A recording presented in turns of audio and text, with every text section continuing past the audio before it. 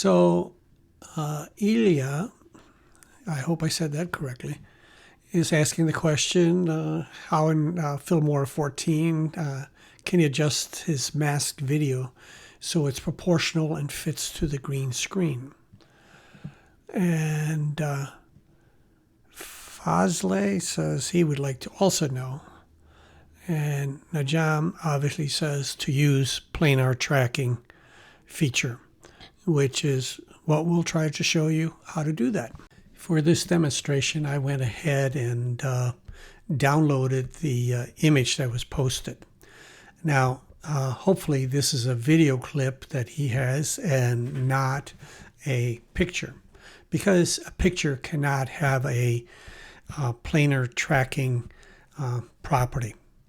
If we go into the AI tools for a picture, we will see that the planar tool, planar tracking tool, is not available. So what I did was I stretched it out to 10 seconds, I exported it, and I created a short video. Actually, it's a still image, 10 seconds long, and but we now have a video clip. And that's what's needed in order to assign a planar tracker to a piece of media.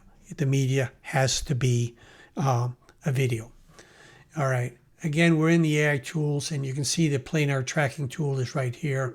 But in case it comes up for you, video basic, you would go to the AI tools, and this may be open, it may be closed, but you would just go down here and activate it.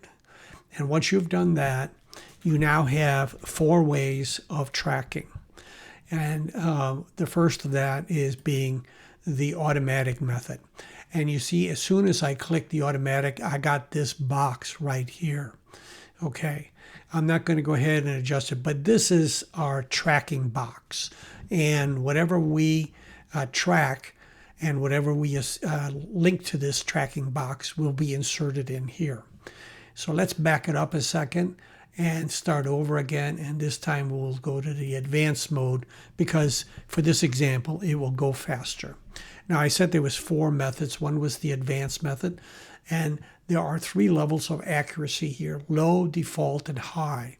Obviously, high would be the next lower than automatic. So it would pay greater attention to detail, make sure the trackers stay in the right spot.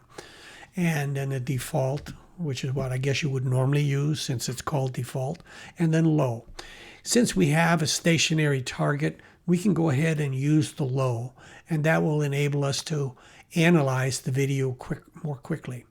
Now we have these 4 pinning points, 4 corners, and the point is that they are your planar tracker, or they're tracking a plane, more easily said, right? So we outline the plane that we want to track, and this is how we do it. And we want our dotted lines to be right on top of the green lines. And once we move the first one and start moving the second one, we get this magnifying glass, which can help us to more precisely position it. I'm not going to go into any great detail here, because this is just a demonstration of how to use the tool. And I may just pause things here as I go into the tracking method. But what we're going to do is we're going to track 10 seconds worth. So now I will start tracking.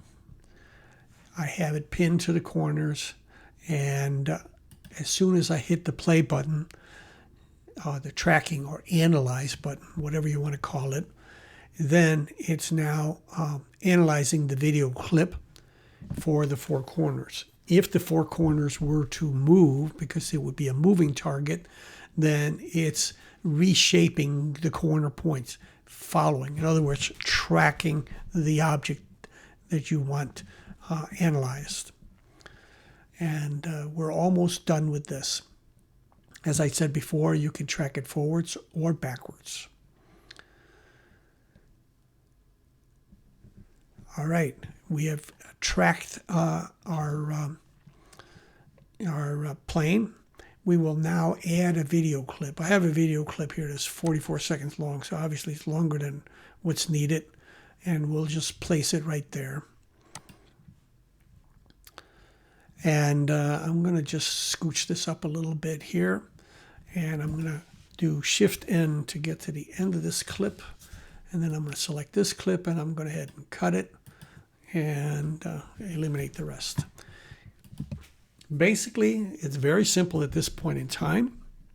We select the video clip that we want to do the tracking in, and we assign the new video as our insert. Now, this could be a video, this could be a title, this could be anything, but whatever it is that you put in there, it's going to end up inside that tracking box. So in this case, it's my friend George skiing through the woods. And he is now bounded by this box. The video was, perspective was changed, slightly shifted, and it fit within the tracking box. Let's just play it back, and we can see, yep, that's pretty nice. He's just skiing on his big screen TV or whatever it is that we're watching. And that's how you use planar tracking to insert something into a perspective frame, something that you could not normally do. You couldn't put the video image up here and scale it down and generate the perspective. Planar tracking allows you to create the scale. And you can see here as I move it, I could change it to any perspective that I want. And that's the whole point of it. You know, you could be wrapping around a side of a building, and so then it would look like that.